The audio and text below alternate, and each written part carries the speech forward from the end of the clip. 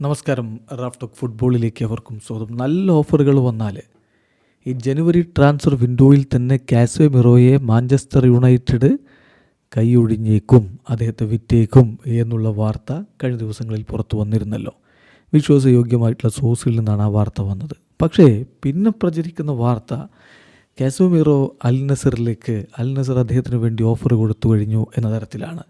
അത് യാഥാർത്ഥ്യമാണോ എന്നുള്ളതാണ് നമ്മളിപ്പോൾ പരിശോധിക്കുന്നത്. സൗദി അറേബ്യയിൽ നിന്നുള്ള ജേർണലിസ്റ്റ് ഇതുമായി ബന്ധപ്പെട്ടുള്ളൊരു വിവരം പങ്കുവച്ചിട്ടുണ്ട്.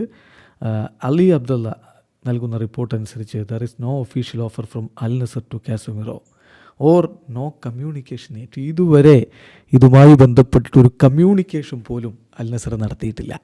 അതായത് കാസെമിറോയെ എത്തിക്കാൻ വേണ്ടി കാസെമിറോയുമായിട്ടൊരു കമ്മ്യൂണിക്കേഷനും നടത്തിയിട്ടില്ല എന്ന് മാത്രമല്ല, ഒരു ഒഫീഷ്യൽ ഓഫർ പോലും അൽ നസർ കൊടുത്തിട്ടില്ല. ബാക്കി പ്രചരിക്കുന്നതൊക്കെ നിലവിൽ വ്യാജമാണ്.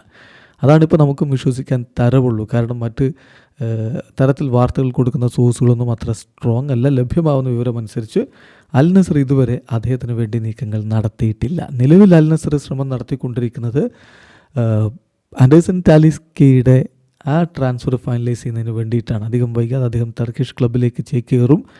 അവസാന വട്ട കാര്യങ്ങളാണ് ആ ട്രാൻസ്ഫറുമായി ബന്ധപ്പെട്ട് നടക്കുന്നത് എന്ന് ഇന്നലെ ഫബ്രിസിയോ റൊമാനോയും സ്ഥിരീകരിച്ചു. അങ്ങനെ ആൻഡേഴ്സൺ ടാലിസ്ക പോയാൽ മുന്നേറ്റത്തിലേക്ക് തന്നെ ഒരു വിദേശ താരത്തെ കൊണ്ടുവരാനാണ് അൽ നസർ ശ്രമിക്കുന്നതെന്നും യൂസഫ് നസീരിയെ കൊണ്ടുവരാൻ അവർ ശ്രമിക്കുന്നു എന്നുമുള്ള വാർത്തകളാണ് സൗദി അറേബ്യയിൽ നിന്ന് ലഭിക്കുന്നത്.